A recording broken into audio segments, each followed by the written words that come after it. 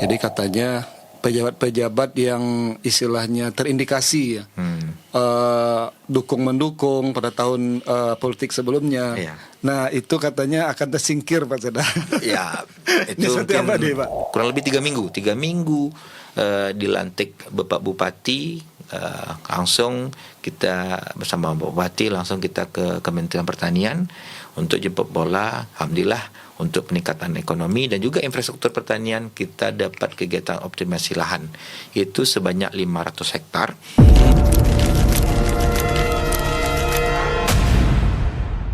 Assalamualaikum warahmatullahi wabarakatuh. Apa kabar masyarakat Pasaman Barat?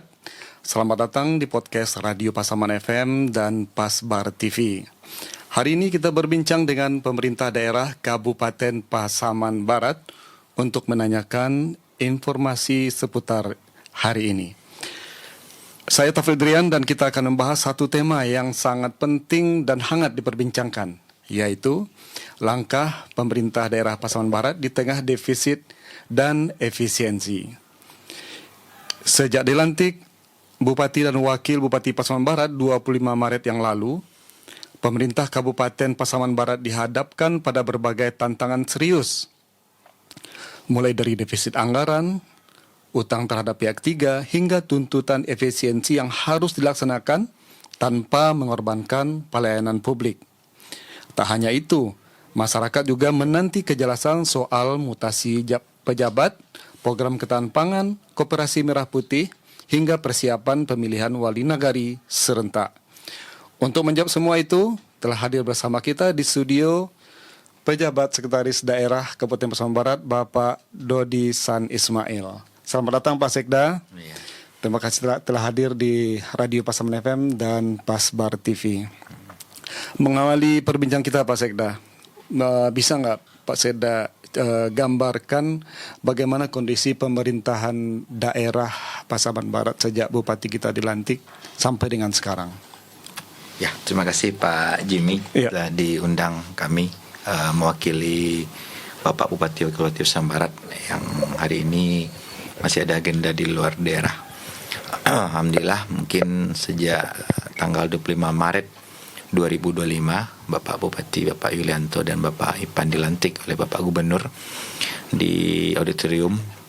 Kita dihadapin dengan kondisi pertama itu sesuai dengan Impres nomor 1 2025 ada efisiensi anggaran, dan juga kita dihadapkan dengan defisit anggaran yaitu sebanyak 71 miliar, dan juga utang belanja di periode pemerintah sebelumnya sebanyak 89,5 miliar.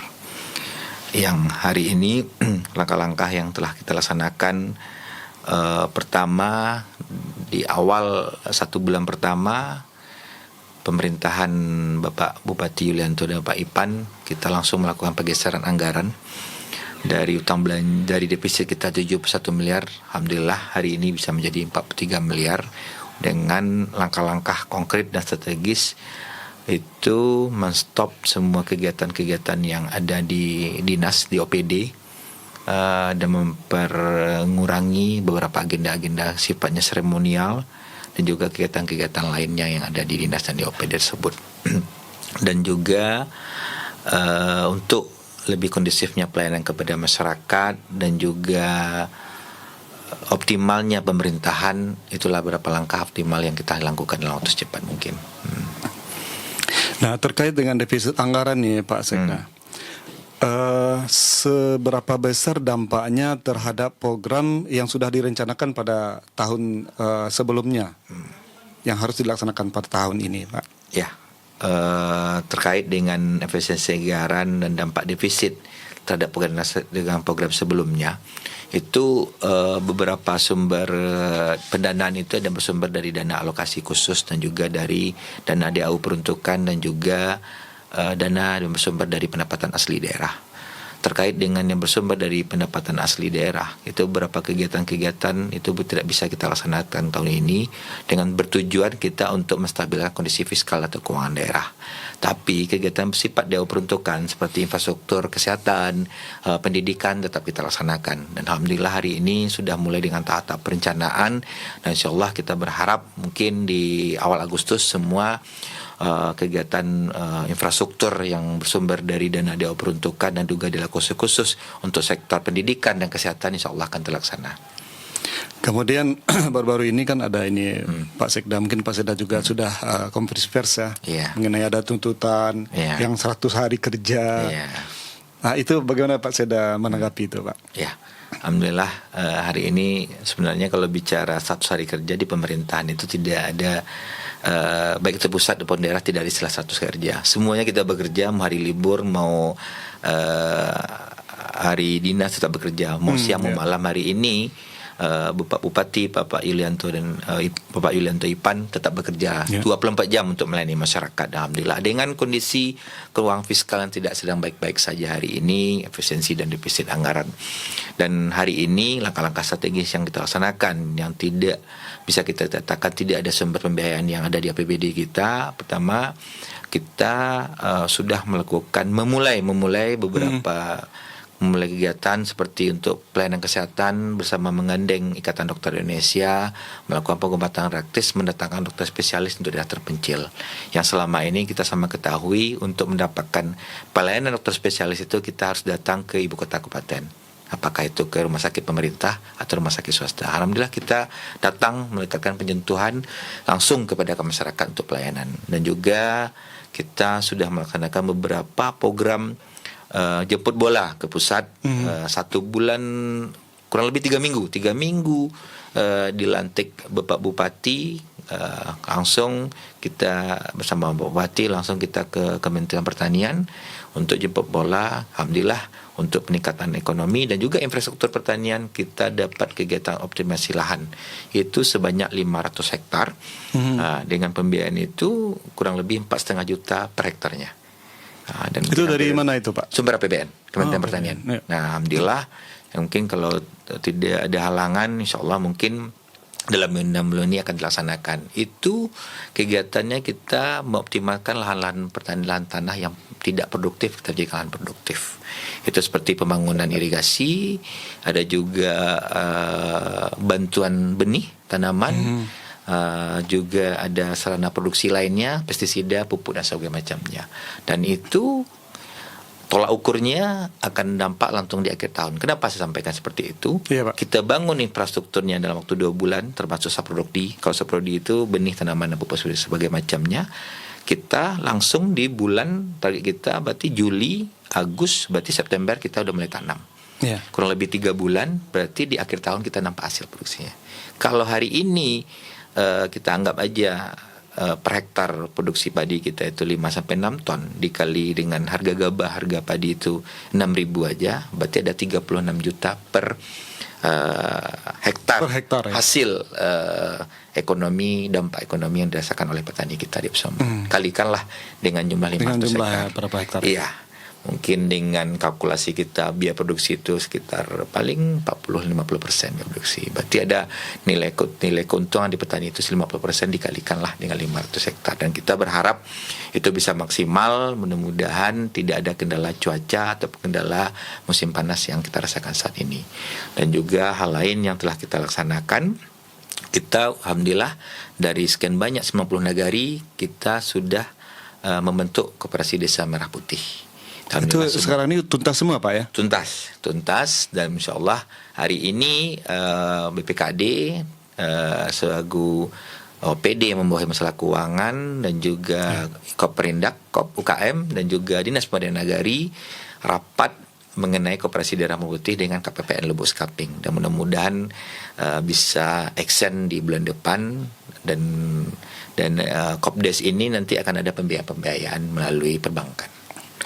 Walaupun Kopdes ini adalah programnya dari Presiden Pak Prabowo, tentunya pemerintah daerah juga punya peran penting nih Pak untuk supaya ini terlaksana dengan baik. Nah, bagaimana nih Pemda mengawal nih Koperasi Merah Putih? Ya, memang Kopdes ini ada instruksi Presiden yang harus kita laksanakan setiap kabupaten kotanya dari Indonesia. itulah hari ini peran kita pemerintah daerah melalui OPD terkait seperti Koprindak dan UKM dan juga Dinas Pendidikan Negari mengawal program ini sesuai dengan ketentuan dan juknis yang telah ditetapkan oleh pemerintah pusat. Jangan sampai nanti program ini tidak memberikan manfaat bagi masyarakat luas, karena ini program dari rakyat dan ditentukan untuk program pemerintah yang digunakan untuk kepentingan rakyat, karena nanti basisnya basis kerakyatan. Nah, karena nanti Kopdes ini akan membentuk unit-unit usaha seperti warung serba ada, boleh agribisnis, oleh UMKM dan segala macamnya, sehingga akan langsung menyentuh lapisan masyarakat dan rakyat yang lapisan bawah. Anggotanya berarti masyarakat desa ya, masyarakat desa, nagari ya. Iya, melalui rapat di tingkat nagari. Iya. Nah, kemudian ada informasi juga nih Pak Sekda mengenai ini banyak kontraktor yang katanya ya itu pekerjaan yang tahun kemarin belum dibayarkan. Iya. Nah, ini apa strategi Pemda ini untuk menanggulangi hal ini, Pak? Ya, dan terkait dengan itu memang kita akui di periode sebelumnya kita dihadapi dengan beberapa utang belanja yang berhadapan dengan pihak ketiga, khususnya kontraktor di beberapa OPD yang di Pemda Sambarat.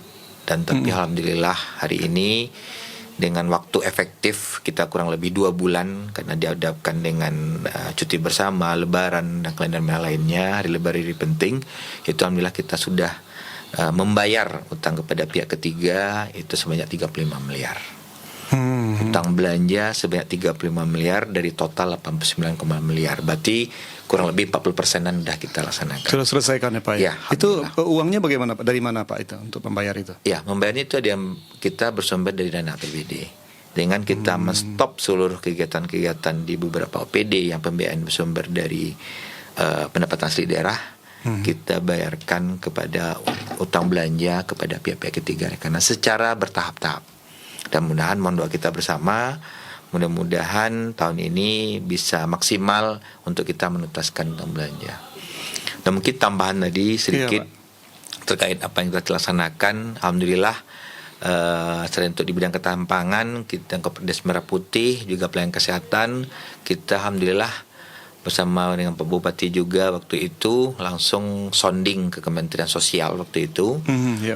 Kurang lebih 3 minggu setelah beliau dilantik. Sebelumnya Pasaman Barat tidak masuk sebagai kabupaten kota yang akan mendapatkan sekolah rakyat. Setelah kita sounding, alhamdulillah kita diterima untuk mendapatkan sekolah rakyat, dan insya Allah izin Allah itu lokasi berada di Padang 7 di dekat perkantoran kita dengan luas kurang lebih 6,3 hektar dan lengkap dengan sarana-prasarananya. Dan kami mohon itu tahun depan sudah bisa kita gunakan, mudah-mudahan doa kita bersama. Dan juga alhamdulillah kita juga mendapatkan revitalisasi kampung nelayan itu di Kecamatan Sasak Ranah Persisi dengan kurang lebih pembiayaan itu 2 miliar, itu juga bersumber dari APBN. Berarti anggarannya bisa kita genjot sekarang ini Pak Sekda, berarti memang APBN ya Pak? Iya, menjemput program-program pusat melalui dana alokasi APBN. Iya. Berarti yang mengatakan bahwa Pemda tidak bisa menjemput anggaran ke pusat itu berarti cuman feeling aja berarti. Feeling aja. Karena ya karena gini kita berprinsip memang semuanya kita harus keterbukaan publik, memang betul kita. Kadang-kadang di suatu kondisi kita melakukan jemput bola itu kadang-kadang ibaratnya senyap, silent gitu. Seperti mungkin ibarat ninja kita siang malam kita mencoba melobi Pak Bupati, Pak Wakil Bupati, kita jemput bola ke pusat, kita jemput bola provinsi, dan alhamdulillah kita di bulan pertama juga mengusulkan gubernur untuk pemutihan pajak kendaraan, dan alhamdulillah direalisasikan oleh Bapak Gubernur untuk pemutihan pajak kendaraan kita yang ada di Sumatera Barat dan di Pasaman Barat. Iya, Masya Allah.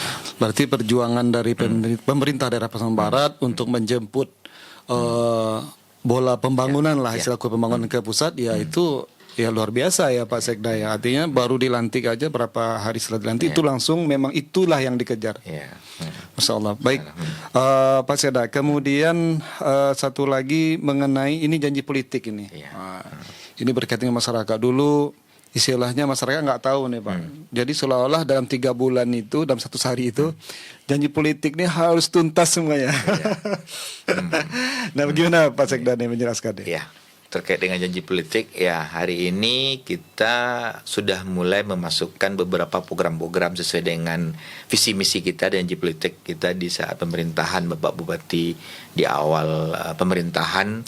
Itu kita sudah menuangkan ke dalam RPJMD itu selama untuk dari 2025 sampai 2030, dan insya Allah telah mulai dilakukan pembahasan di DPRD, dan kita akan masukkan kepada Renja Dinas sehingga bisa kita tuangkan pelaksanaan sesegera mungkin di anggaran perubahan ini. Harapan kita bersama dengan kita menjemput bola dengan program-program pemerintah, karena untuk menuangkan visi dan misi kepala daerah tidak semerta-merta kita bersumber dari APBD, bisa saja dari APBN, bisa juga dari sumber-sumber pembiayaan lain untuk pembangunan infrastruktur, SDM dan juga sebagainya macam dan lainnya.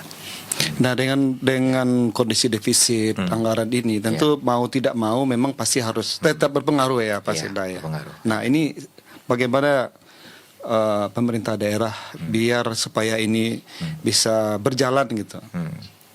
Hari ini kita walaupun dengan kondisi segala keterbatasan, Bapak Bupati dengan Bapak Wakil Bupati kita tetap semangat dalam melaksanakan program-program pemerintah dan juga melakukan pelayanan publik kepada masyarakat, khususnya di bidang kesehatan, di pencapilan segala macamnya, dan juga untuk lebih maksimal lagi ya kita harus segera melakukan tata kelola pemerintahan yang baik terkait dengan good governance dan juga memilih nanti teamwork dan untuk bekerja yang punya integritas dan profesionalitas dalam menjalankan roda pemerintahan ke depannya. Mumpung Pak Seda udah singgung juga nih mengenai pejabat daerah ya. Ini ada informasi, ada pertanyaan juga dari netizen, dari masyarakat kita. Ini mengenai mutasi pejabat daerah. Itu yang mungkin di kedai-kedai mungkin itu sudah jadi pembicaraan sehari-hari Pak Seda. Siapa yang jadi ini, jadi itu gitu Pak Seda. Nah, mungkin Pak Seda bisa sampaikan kapan target waktunya dan seperti apa prosesnya Pak? Ya, memang kita hari ini beberapa OPD mengalami kekosongan, masih dirangkap oleh beberapa pejabat yang bersifatnya pelaksana tugas atau PLT. Jadi insya Allah mungkin dalam waktu dekat mudah-mudahan itu bisa segera mungkin, karena bagaimanapun 6 bulan sebelum kepala daerah baru dilantik ataupun pasca dilantik itu untuk melakukan namanya mutasi, rotasi, demosi itu wajib izin dari Kementerian Dalam Negeri, Mendagri. Jadi hari tidak serta merta bisa di ini Pak ya? Tidak bisa langsung mutasi Mendagri, dan itu hari ini sudah berproses. Alhamdulillah, mohon doa kita bersama. Mudah-mudahan bulan depan atau akhir bulan ini kita bisa laksanakan untuk mengisi beberapa jabatan yang baik itu eselon 2 atau eselon 3 yang kosong hari ini, dan juga untuk melakukan rotasi untuk penyegaran, karena bagaimanapun pemerintahan itu namanya rotasi, mutasi itu hal yang biasa, karena untuk meningkatkan kinerja di masing-masing dinas ataupun masing OPD. Prosesnya bagaimana Pak untuk mutasi ini? Apalagi untuk level kepala dinas ya? Ya, itu kita harus melakukan namanya asesmen dan uji kompetensi, sehingga nanti akan didapat melalui tim independen yang ditunjuk oleh kepala daerah, itu melibatkan mantan pamong senior yang sudah pensiun dan juga akademisi di perguruan tinggi yang telah punya integritas dan kinerjanya dan profesionalitasnya kita tidak ragukan lagi, sehingga nanti kita berharap nanti dan kita optimis penempatan pejabat sesuai dengan kompetensi dan bidangnya ke depannya. Kemudian satu lagi Pak Seda, ini apa namanya yang beredar di masyarakat ya. Iya. Ini mungkin berkaitan dengan politik gitu. Jadi katanya pejabat-pejabat yang istilahnya terindikasi ya dukung mendukung pada tahun politik sebelumnya. Iya. Nah itu katanya akan tersingkir Pak Seda. Ya, Ini itu seperti apa mungkin deh Pak? sebenarnya itu tidak seperti yang dibayangkan. Namanya dinamika politik di lapangan itu pasti ada. Jadi kita pun dengan berharap nanti dari tim yang kita tunjuk secara profesional dari kalangan pamong senior dan juga akademisi bisa memberikan penilaian yang lebih objektif terhadap pejabat-pejabat yang akan ditempatkan di posisi-posisi strategis dan di beberapa OPD atau di dinasnya.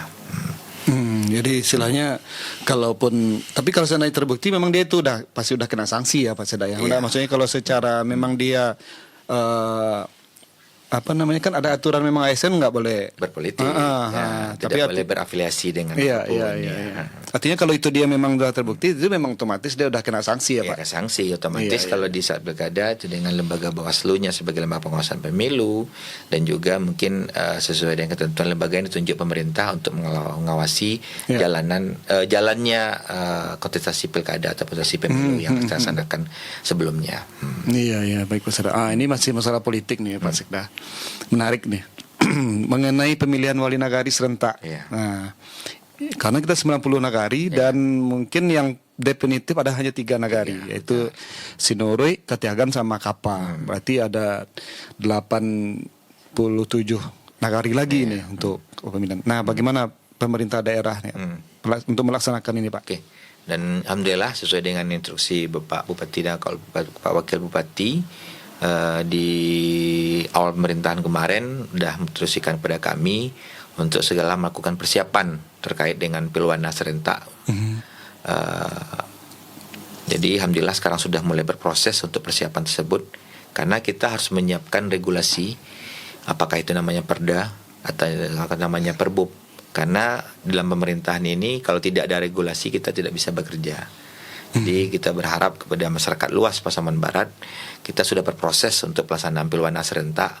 Mohon doanya bersama bisa segera terlaksana secepat mungkin. 2025 atau 2026 Pak? Ya, dengan kondisi mungkin hari ini beberapa regulasi yang harus kita siapkan dan juga proses yang waktu yang cukup lumayan, kita berharap nanti di awal 2026 semuanya bisa action. Di awal 2026 ya Pak Seda. Kita berharap dan target kita di awal 2026 insyaallah. Mohon doa kita bersama. Mengenai anggarannya gimana Pak? Besar juga ya? Ya, kalau untuk pembiayaannya cukup lumayan besar ya, kita berharap doa masyarakat seluruh masyarakat Pasaman Barat, nenek mama, tokoh ulama, cerdik pandai dan mohon dukungan dan doa bersama kita bisa melaksanakan pilwana kita di awal tahun 2026 dan kita hari ini telah mempersiapkan beberapa regulasi dan aturannya baik itu perkadanya maupun perdanya ke depannya. Iya, baik. Pak Seda, ini ada pertanyaan titipan nih Pak. Dari pendengar radio Pasaman FM. Saya bacakan, apa langkah Pemda dalam mendukung nagari digital? Ya. Sedangkan pemerintah pusat saat ini telah mendorong nagari untuk menganggarkan dana desa untuk program desa digital ini. Bagaimana Pemda mendorongnya? Ya. Hari ini melalui Dinas Pemberdayaan Masyarakat Nagari, memang pemerintah pusat melalui Kementerian Desa akan segera melaksanakan digitalisasi di seluruh sektor, itu maupun nagari, desa ataupun namanya di lingkungan pemerintah daerah.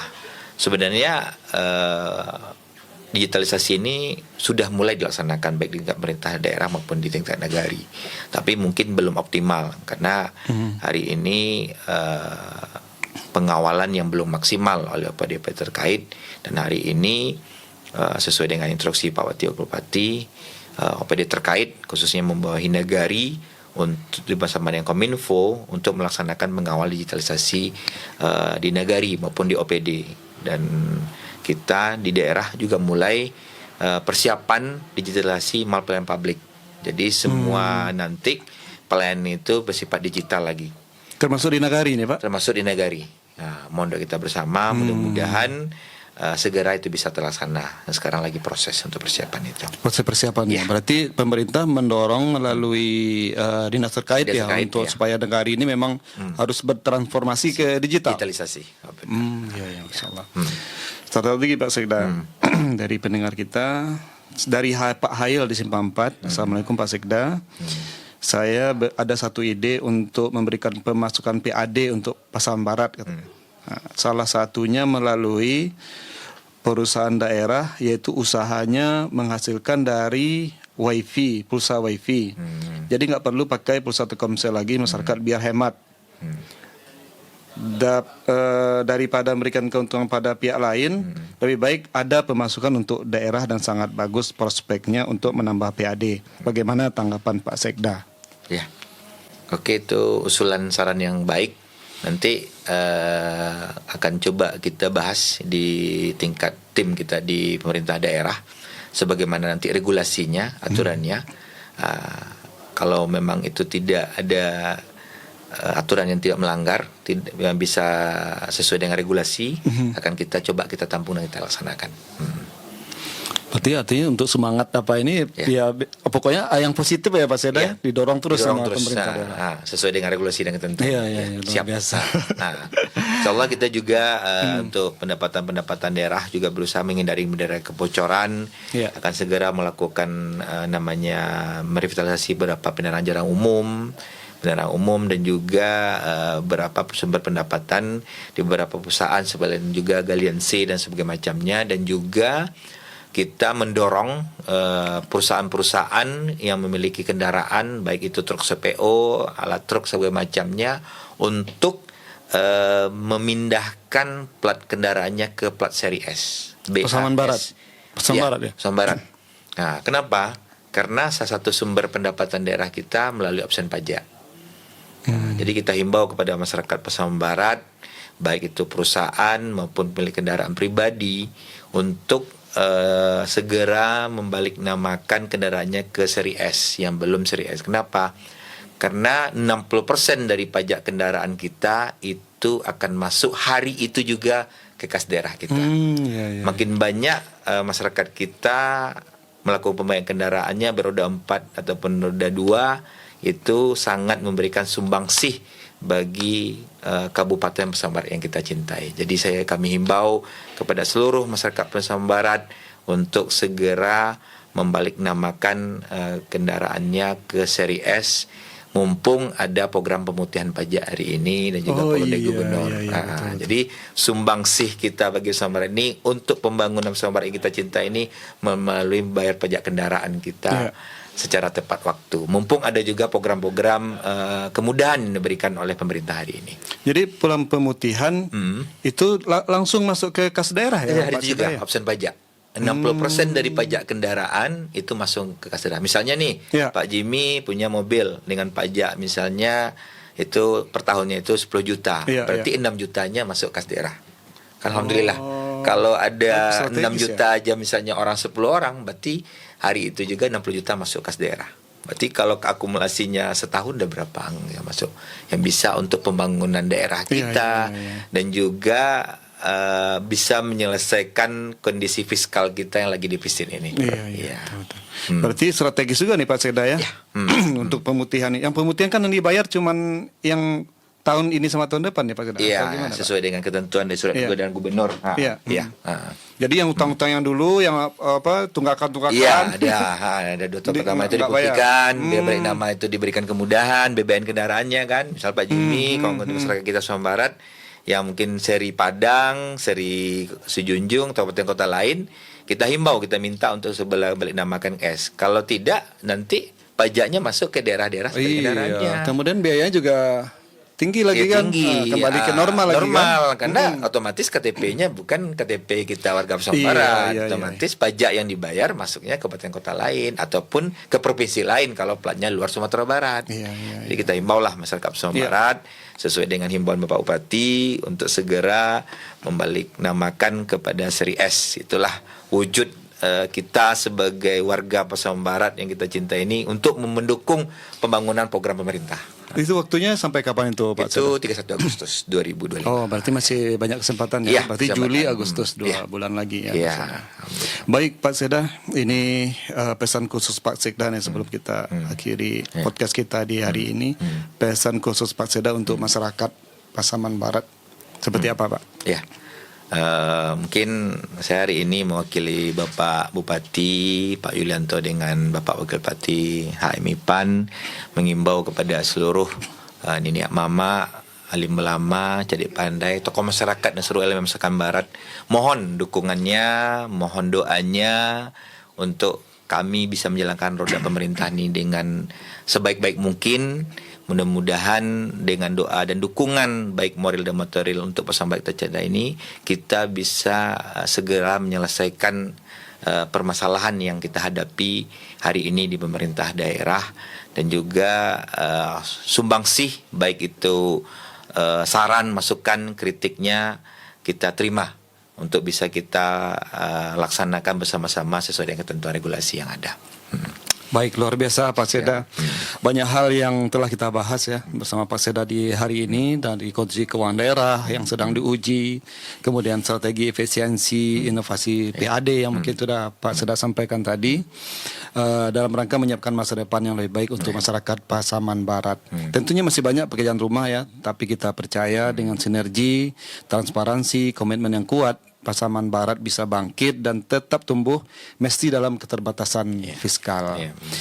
Terima kasih Pak Sekda sekali lagi. Untuk masyarakat Pasaman Barat, dukung terus pembangunan daerah kita dengan semangat gotong royong. Kami juga mengajak Anda untuk terus mengikuti episode-episode podcast Pasbar TV dan Radio Pasaman FM. Sekali lagi terima kasih Pak Sekda. Saya Jimmy Tapildrian, mohon diri dulu. Assalamualaikum warahmatullahi wabarakatuh. Waalaikumsalam warahmatullahi wabarakatuh.